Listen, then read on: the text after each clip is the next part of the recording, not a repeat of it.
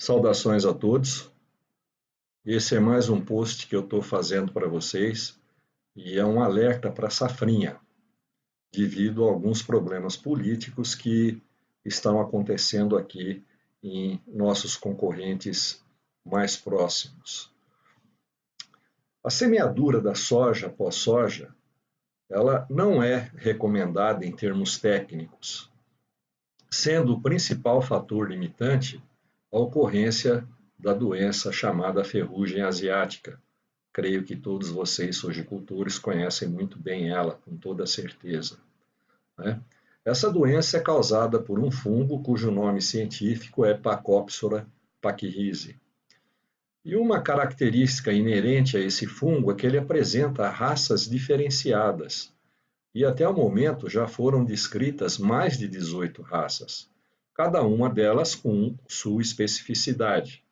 Então, o desenvolvimento de variedades resistentes à ferrugem asiática deve ser um processo contínuo, uma vez que novas raças estão sempre surgindo. Essa é, na atualidade, o grande problema do cultivo soja após soja, evidentemente após outras doenças secundárias, né? Ela determina lesões nas folhas que causam uma diminuição na capacidade fotossintética da planta. Isso resulta numa diminuição na produção de fotoassimilados, que vão resultar numa menor produtividade. Se não há produção de fotoassimilados, não vai ter uma boa produtividade, né?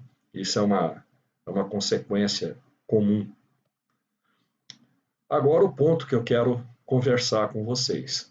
Recentemente, o governo argentino, esse novo governo da Argentina, ele sobretaxou os produtores de soja entre 30% e 33%. O milho foi sobretaxado em alguma coisa ao redor de 20%. Como consequência disso, a safra tornou-se inviável a muitos sojicultores argentinos.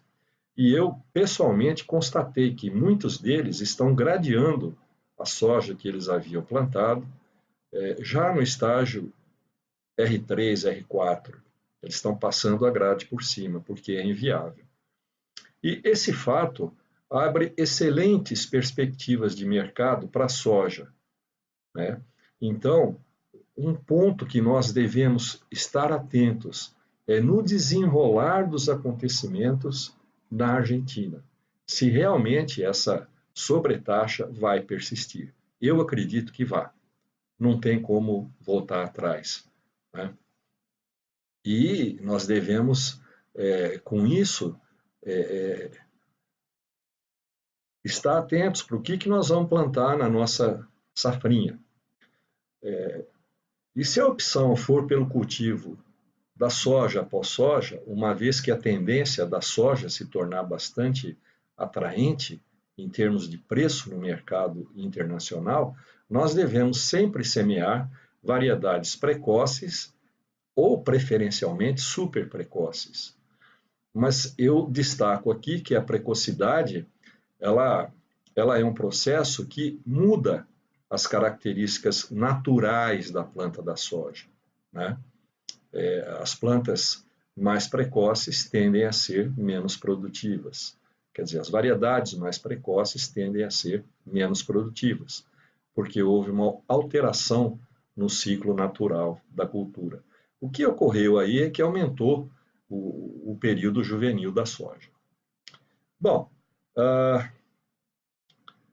essa prática do cultivo de variedades precoces ou super precoces, elas permitem que a soja seja colhida antes do período do vazio sanitário.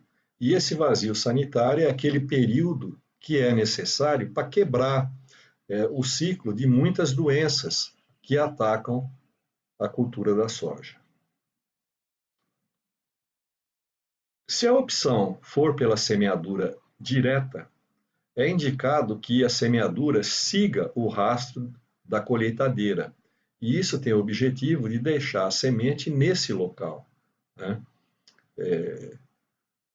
Não obstante, quero ressaltar para vocês que a cultura mais recomendada, conforme eu postei num vídeo anterior aí, é a cultura do milho, que é uma planta C4, é uma gramínea e não uma leguminosa como a soja, e tem capacidade de determinar uma alteração no ciclo das pragas e doenças que atacam a soja que estavam presentes na cultura precedente. Particularmente no estado de São Paulo, nós temos a opção de cultivar soja após amendoim. E nesse caso específico, embora ambas sejam leguminosas, não há relatos de grandes problemas com pragas e doenças. Eu constatei na literatura um ou outro caso onde teve uma severa ocorrência da mosca branca, Bemisia tabaci. Mas essa praga é facilmente controlada com o uso de defensivos agrícolas específicos, né?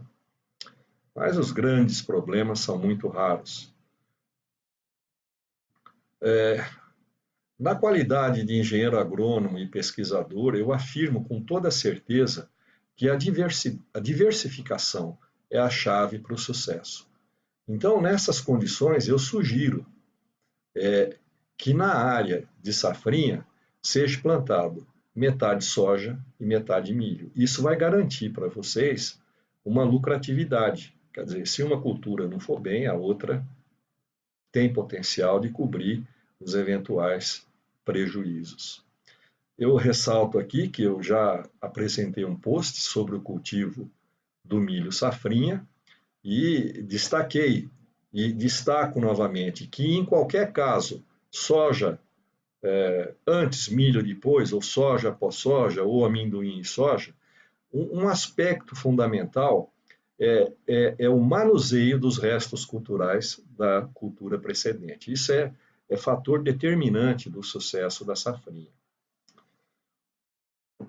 A adubação a ser efetuada na safrinha, ela é muito dependente de especificidades. Por exemplo, tipo de solo, propriedades químicas do solo, e deve ser feita com base em análise de solo, que eu sempre recomendo que seja feita. Se o agricultor não efetuou essa análise de solo, ele pode lançar mão de uma adubação aí, tipo 0,20-20, cerca de 200, 250 quilos por hectare, dependendo da situação, isso pode também variar. Essa é uma recomendação generalizada, né? E eu recomendo que sejam aplicados micronutrientes, como boro, zinco, molibdênio, manganês, cobalto, todos eles, porque cada um deles tem uma função importante nos processos fisiológicos da soja que resultam numa maior tolerância a uma eventual ocorrência de doenças. Isso é muito importante. Por muito tempo, os micronutrientes foram deixados de lado, mas pesquisas recentes têm mostrado que eles são tão importantes quanto os macronutrientes. O macronutriente mais importante, no caso aí que vai determinar uma maior tolerância da soja às doenças, é o potássio. Conforme eu destaquei, né, eu sugeri uma adubação generalizada e, portanto, especificidades devem ser observadas. Portanto, em função disso, eu recomendo que cada agricultor converse com o técnico ali da região onde está localizada a propriedade dele. Isso é muito importante. E, finalmente, eu quero ressaltar novamente que não é aconselhável tecnicamente a semeadura de soja após soja. Mas eu resolvi fazer esse post porque eu encontrei na literatura vários relatos de agricultores que efetuaram essa prática, ou seja, plantaram soja após soja e tiveram excelentes resultados, com produtividades muito satisfatórias.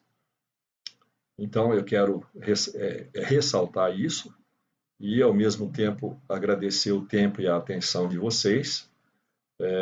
Eu aproveito essa oportunidade para desejar a todos um feliz e próspero 2020 em todos os sentidos da vida, principalmente saúde, harmonia, capacidade de trabalho, e desejo que todos tenham excelentes lucratividades nas suas atividades. Eu deixo aqui o meu e-mail, sintam-se à vontade para me contactar em caso de alguma dúvida, em caso de necessidade de alguma sugestão. Eu vou ficar muito feliz respondendo esses e-mails e peço a vocês que, se gostaram dessa informação, deixem o seu like ou o seu gostei, se inscrevam no canal e que repassem essa informação para outros agricultores que possam eventualmente se interessar por esse assunto. Meu muito obrigado a todos.